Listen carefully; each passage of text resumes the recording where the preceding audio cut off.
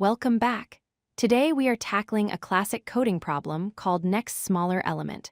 We will solve this efficiently using a reverse monotonic stack. This is a very common pattern in technical interviews, so understanding it is crucial for mastering stack-based algorithms. First, let's clearly define the problem. You are given an array of integers. For every single element in that array, you need to find the first smaller number that appears to its right.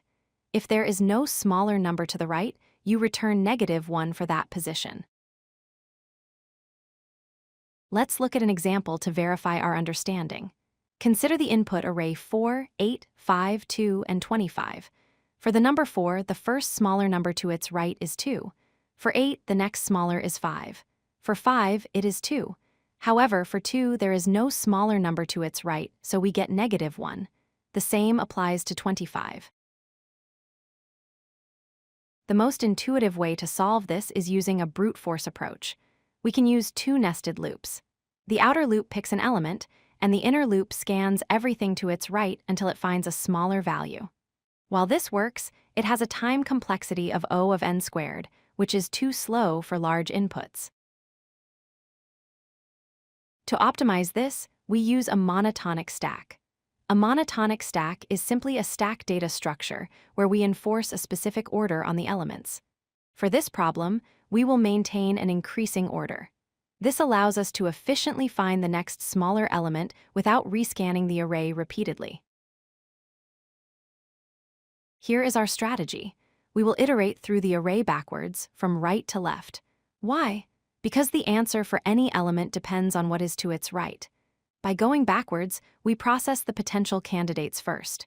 We maintain a stack of candidates, keeping them in increasing order by popping any elements that are larger than or equal to our current element. Let's dry run this. We start at the end with 25. The stack is empty, so there is no smaller element to the right. The answer is -1. We then push 25 onto the stack to serve as a candidate for future elements. Next, we move to the number 2. We check the stack. The top is 25. Is 25 smaller than 2? No, it's larger. So 25 is useless to us because 2 is even smaller and closer to the left. We pop 25. The stack is now empty, so the answer for 2 is -1. We push 2 onto the stack. Now we look at 5. The stack top is 2. Is 2 smaller than 5? Yes. So we stop popping. 2 is the next smaller element for 5. We record 2 as the answer and then push 5 onto the stack. Notice how the stack maintains the order 2, then 5. Here is the implementation logic. We create a stack and a result array. We loop from the last index down to 0. Inside the loop, we pop from the stack as long as the stack top is greater than or equal to our current value.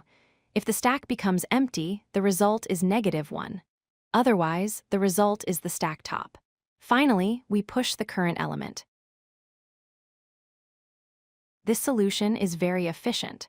The time complexity is O of n, or linear time. This is because every element is added to the stack exactly once and removed at most once. The space complexity is also O of n, as in the worst case, we might store the entire array in the stack.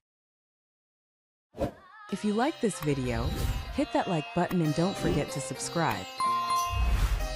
Visit codelucky.com for more such useful content.